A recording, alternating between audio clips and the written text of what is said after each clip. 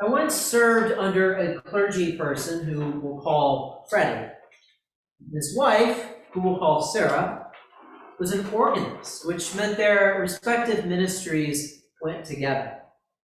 Now, years before I knew both of them, when they were just getting ready to get married and Freddie was getting ready to finish seminary, they happened to be traveling to some town somewhere in Ohio. For some reason, Sarah really wasn't into the place. So at the end of their visit, she said how much she hoped that they would never come back there. And Freddie chuckled and said, "Don't say that, I might end up getting called here." And sure enough, Freddie was right. He ended up being called to serve in this town for some time. And Sarah, to her credit, followed and served God there with him too. Now, I tell this story because it's one that we can all relate to. It can be difficult for us to put aside our own will and follow God's instead. It can be even harder to do that when what God wants us to do doesn't quite fit with what we want. And yet we are still called to follow God. And Jesus shows that for us today. He knows what's ahead of him. He knows he will have to die.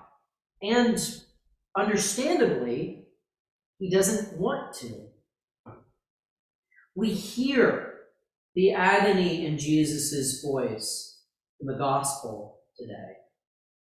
We see his pain in our artwork, including our own stained glass window in the back of our church.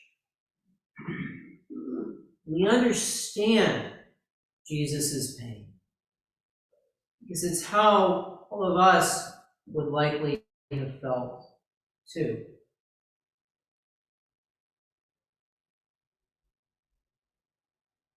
The thing is, though, Jesus doesn't run away. He does ask the Father to take this cup away from him. He also says, "Yet not what I want, but what you want." Jesus says these words knowing he is about to face death. He knows everything this death entails, the pain and the suffering that will result from his crucifixion. Jesus knows this pain and suffering is coming, even as he is providing a gift for all of us. A gift that he's providing through this death that he does not deserve. A gift that he's providing to those who themselves don't deserve it.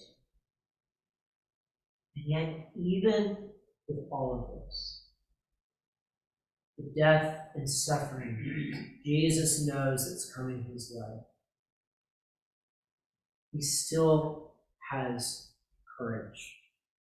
He has courage to face that death because it is the Father's will.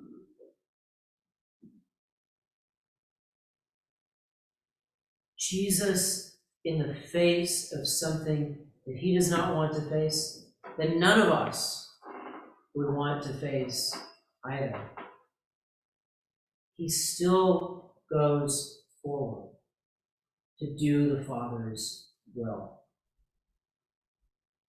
So when we're faced with what God wants versus what we want, will we have the same courage that Jesus shows